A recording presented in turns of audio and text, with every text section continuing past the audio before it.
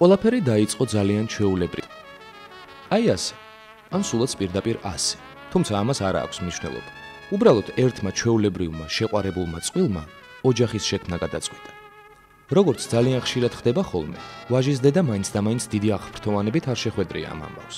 თუმცა მიუხედავად ყველაფრისა, სულ მალე ახალი ოჯახი ძველის ბიუჯეტზე დაჯდა და მასთან ერთ ჭერქვეშ დაიწყო ცხოვრება. თანაცხოვრების პირველი დღეები ჩვეულებრივი რითმით მიედინებოდა. ხო, სულ დაგვავიწყდა გვეთქვა, ოჯახის დედას სამწუხაროდ აღარ ჰყავდა მეუღლე და მისი ზრუნვის ერთადერთ საგანს ერთადერთი ვაჟიშვილი წარმოადგენდა. ეს ისე, სხვათა შორის.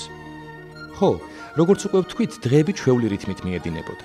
ვაჟის დედა მართალია სრულიად შეუმჩნევლად, მაგრამ გულის სიღრმეში მაინც განიცდიდა იმას, რომ ახალდაქორწინებულები დროის უმეტეს ნაწილს ერთად და თანაც განცალკევებით ატარებდა. უცნაური ეჭვის გრძნობა. თუმცა ასეც ხდება ხოლმე. მოკლედ ოჯახში გარეგნულად სრული სიმშვიდე და იდილია სუფევდა. დედამთილი გამუდმებით ზრუნავდა გემრიელი სადილის მომზადებას. ეს მას მართლაც ყოველთვის კარგად გამოსდიოდა. ბრძალი, რა თქმა უნდა, შეძლების დაგვარად ეხმარებოდა მას. მართალია კულინარია ალბათ თავისი ასაკის გამო არ იყო მისი ერთადერთი და ძლიერი გატაცება. თუმცა დახმარებისათვის ყოველთვის მზად იყო. რძლის სამზარეულოში ტრიალი ჯერჯერობით დედამთილის დადებით შეფასებას ვერ იმსახურებდა. ესეც ისე, სხვათა შორის. ოჯახის ახალი წევრი ბუნებრივია საკმაოდ დროს უთმობდა საკუთარ თავს და ბუნებრივია მეგობრებთან სტუმრობაზეც არ ამბობდა უვარს. ერთადერთი ვაჟიშვილის პატრონი, ერთადერთი დედა კი რატომღაც უსიამოვნოდ იყო განწყობილი ყოველივე ამის მიმართ. ბოლო დროს რძლის შემოწმების მიზნით მის მეგობრებთან რეკვასაც მოუხშირა. და აი აქ იწყება ყველაზე საინტერესო. დედამთილის ამგვარ ქცევას რძლის მხრიდან საპასუხო მძაფრი რეაქცია და ერთმანეთს შორის ხანგრძლივი უსიამოვნო დიალოგი მოჰყვა. იდეალურ ოჯახში მდგომარეობა ოდნავ დაიძაბა. შემდეგ მოვლენები ისე განვითარდა, როგორც მოსალოდნელი იყო. დაიწყო ის, რასაც ტრადიციულად რძალ დედამთილს შორის ჩუმ კონფლიქტს უწოდებენ ხოლმე. ხო, ახალდაქორწინებული ბიჭი დაგვავიწყდა. მას როგორც დედის, ასევე ცოლის მხრიდან სულ უფრო და უფრო ხშირად ესმოდა საყვედურება. მიზეზი და არგუმენტები არც ერთს ელეოდა და არც მეორეს. ასე რომ ახალგაზრდა მამაკაცი ხშირად ვარდებოდა უსიამოვნო მდგომარეობაში. ბოლოს დაიწყო დიპლომატიური მოლაპარაკებები ბინის დაშლის თაობაზე. მაგრამ ხანგრძლივი დებატების შემდეგ აღმოჩნდა, რომ ამისათვის არც მატერიალური ბაზა უწყობდათ ხელს და რაც მთავარია, არც დედამთილის სურვილი.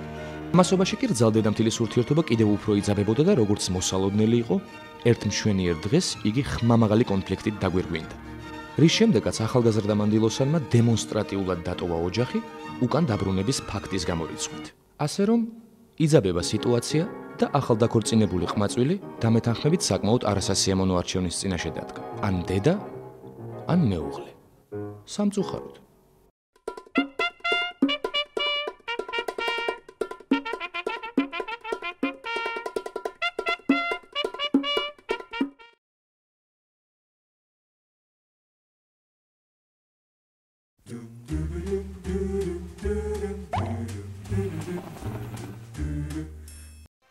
ყველა ბედნიერი ოჯახი ერთმანეთს ჰგავს, ხოლო უბედურია თავისებურადო. წერდა დიდი რუსი გენია ლევ ტოლსტოი. ჩვენ დღეს არ ვაპირებთ ცოლქმრული ურთიერთობის გარჩევას. მარტოოდენ შევეხებით იმ პრობლემას, რომელიც ხშირად მეორეხარისხოვნად ითვლება, მაგრამ მნიშვნელოვანია. ტრადიციული ქართული ოჯახის შენარჩუნებისათვის, როგორც იცით, უმთავრეს როლს რძალ დედამთილის ურთიერთობა ასრულებს, რომელიც უნდა ვაღიაროთ, რომ ხშირ შემთხვევაში არაჯანსაღია. ვინ ან რა არის ამაში დამნაშავე? ამის გასარკვევად ჩვენი ქალაქის მაცხოვრებლებს გავესაუბრეთ, სადაც ჩამოედინება მდინარე მტკვარი. იმიტომ რომ დედამთილი ეგეთი ადამიანია, რომ რაღაც არ მოსწონს და რაღაც ეგეთი რაღაცები რა. მე მაინც ვაბრალი მეუღლეს. მეუღლე თუ თავის ადგილზე დგას, დედამთილის ძალიც თავის ადგილზე დგას. ასე არ არის? ეგ დაახლოებით ქათამის და კვერცხის პრობლემაა. კონსენსუსს ერთადერთ თემაზე მივახციეთ და ეს რძალ დედამთილის საცხოვრებელი ტერიტორიაა. ნუ უკეთესია ცალ-ცალკე ცხოვრობდნენ, რომ კონფლიქტები არ იყოს. ჯობია ცალ-ცალკე რა. ავი დახოცავენ მაინც ერთმანეთს. და მაინც რამ გამოიწვია ეს კონფლიქტი? რა არის იმის მიზეზი, რომ საუკუნეების მანძილზე დამკვიდრებული ტრადიცია იშლება? ხშირ შემთხვევაში ფუძის მოშლის გზითაც კი.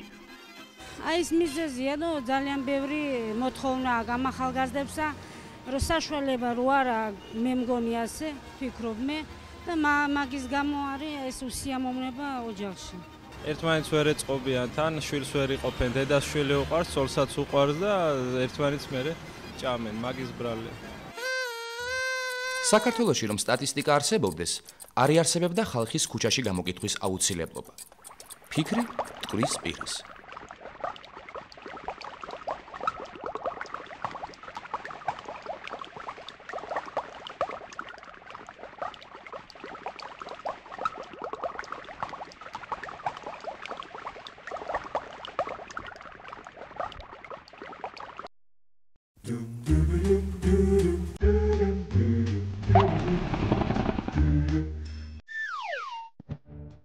რატომ ვერ ამყარებენ ქართველი რძლები დედამთილებთან საიმედო კონტაქტს? აღმოჩნდა, რომ დრო ისე მირბის, დედამთილებს უჭირთ დაწევა და ფეხის აწყობა თანამედროვე ცხოვრების რიტმზე. საყოფაცხოვრებო გამოძიებამ ერთ პიკანტურ ფაქტსაც მიაგვლია. ისეთ რა ხდება, ძალიან ცუდ რამეს ვიტყვი ხა ესეთი, მაგრამ ესეა. მეტოქეა. ეს ახალგაზრდა გოგო რომელიც შემოდის არის მეტოქე. რასაკვირ არც ერთ დედას გაცნობიერებულად არ აქვს რომ მას დაუშვათ ის შულს აღიქოს როგორც მის კაცს ან მისთვის. მაგრამ აი არაცნობიერში ეს დევს რაღაცნაირი შუღლი, ქალური შუღლი. ჯერ ის უფრო ლამაზია შენზე, იმიტომ რომ ახალგაზრდაა, ხო? იმას რაღაცა უფრო უხდება. შენ ვერთვობ შენს ახალგაზრდობას, შენ ვერთვობ შენს ქალობას. და იმას ვერთობ რომ შენი ლიდერობა, შენი პრივილეგირობა, შენ შვილთან წაგართვა ვიღაცა.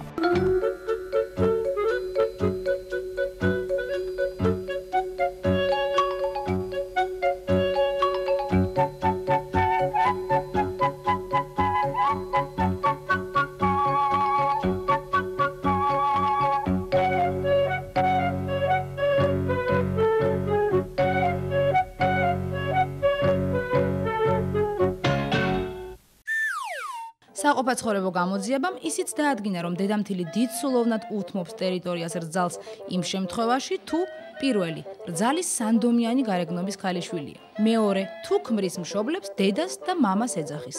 მესამე თუ პირველ შვილს დედამთილის ან მამამთილის სახელს არქმევს. მეოთხე დამკვიდრებული ოჯახური ტრადიციების შეცვლას არ ცდილობს და მეხუთე მეზობლებისთვის კარგ მეოჯახედ ფიქსირდება.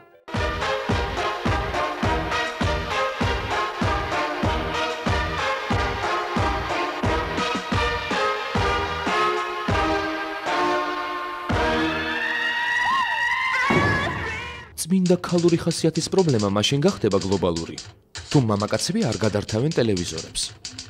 მაგრამ საჭიროა კი ეს საყოფაცხოვრებო დასკვნებიდან.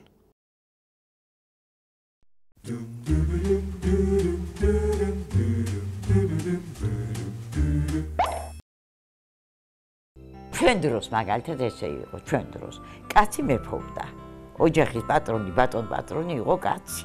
ქალის საქმეებში ის არ ერეოდა რასაკვირველია, მაგრამ არც იმის უფლებას არ მოგცემდათ, რომ ზედმეტი უსიამოვნება ან არ ვიცი მე ჩვენთან ჩვენი კაცები ერთ სიტყვას რო იტყოდნენ, ქალს უნდა მოევლო ოჯახისათვის, უნდა გაერეცხნა, სადირი უნდა გაეკეთებინა, უნდა როგორც აი ეხლა როგორც მაშინ ვიყავით შეჩვეულები, ხო? მე მაგალითად ეხლა ესე ვარ.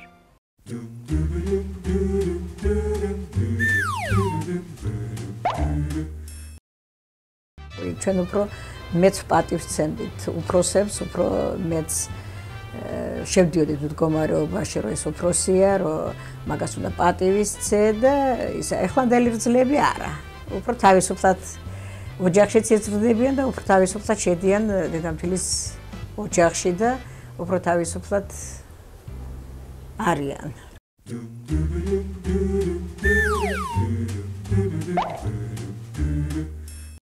ჩემი პირადი აზრია, რომ რძალ დედამთილი ცხოვრობდეს ძალ-ძალკე. ეს არის მე მგონი ყველაზე კარგი გამოსავალი დღეს, იმიტომ რომ ყოველთვის იყო განსხვავებული აზრები თაობებს შორის. და მე მგონი ესე ჯობია რა. ჩემი მაგალითიდან გამომდინარე თუ ვილაპარაკებ, მე არანაირი პრობლემა არ მაქვს და გამიმართლა ესე შემიძლია ვთქვა, მაგრამ საერთოდ ესე აჯობებს, რომ ძალ-ძალკე იცხოვრე.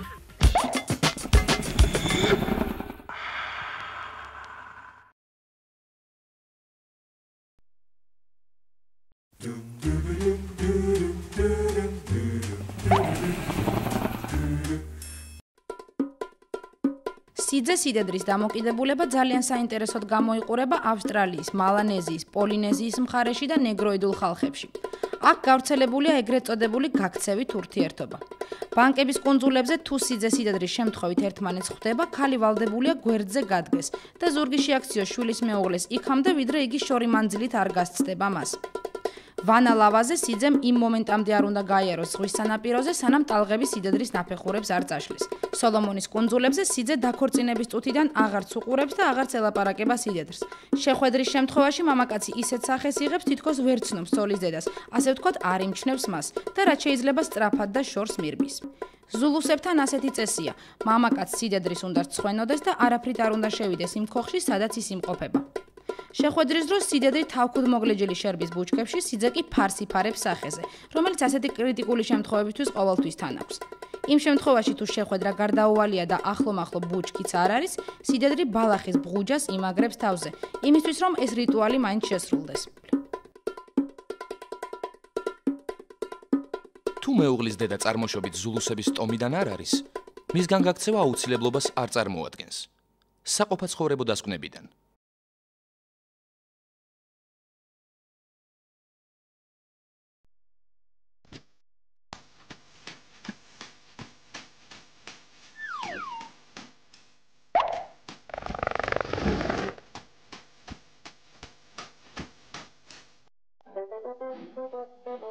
ხოდა, თურმე ყველაზე საზიზღარი დედამთილები დედისერთა მამაკაცების დედები ყოფილან. იმიტომ რომ მრავალშვილიანი დედებისაგან განსხვავებით, მათ ერთი შვილი, ესე იგი ერთი რძალი და ესე იგი ერთი მოგიშპე ობიექტი ჰყავთ.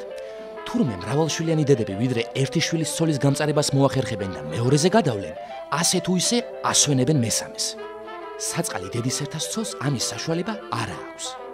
ისე თანამედროვე ფსიქოლოგიური მეცნიერებაც ამოუცნობ ფენომენთა რიცხვს მიაკუთვნებს ისეთი ტიპის წყვილს, რომელიც საყოფაცხოვრებო ტერმინოლოგიაში აღინიშნება სახელწოდებით დედისერთა მამაკაცი და დედისერთა მამაკაცის დედა. ფსიქოლოგებს აუცებთ ის კოლოსალური ენერგია, რომელსაც მზრუნველობის სახით აფრქვევს დედისერთა მამაკაცის დედა დედისერთა მამაკაცზე. ანუ შვილზე და ის არაადეკვატური რეაქციები, რომლებიც ყველაზე ნათელ გამოხატულებას ჰპოვებს მაშინ, როდესაც საყვარელ შვილზე მზრუნველობაში ეცილება რძალი. ხოდა თურმე დედისერთა მამაკაცებს ისეთი მანდილოსნები მოჰყავთ ცოლად, რომლებიც ცოტათი მაინც გვანან საკუთარ დედას. დედებს კი ცოტათი მაინც მოსწონთ მომავალი სარძლოები. მერე კი მთელი ცხოვრება ადარებენ და ადარებენ ცოლს დედას, დედას ცოლს. თანამედროვე ფსიქოლოგები და შემთხვევითი დამკვირვებლები კიდევ დიდ დროს მოანდომებენ ამ რთული და ამოუცნობი ფენომენის შესწავლას. აბა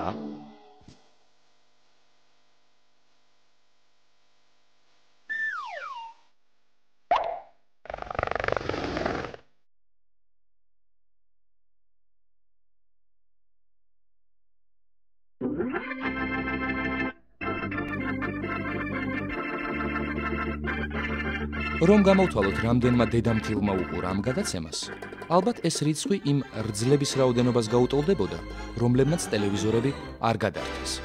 აბა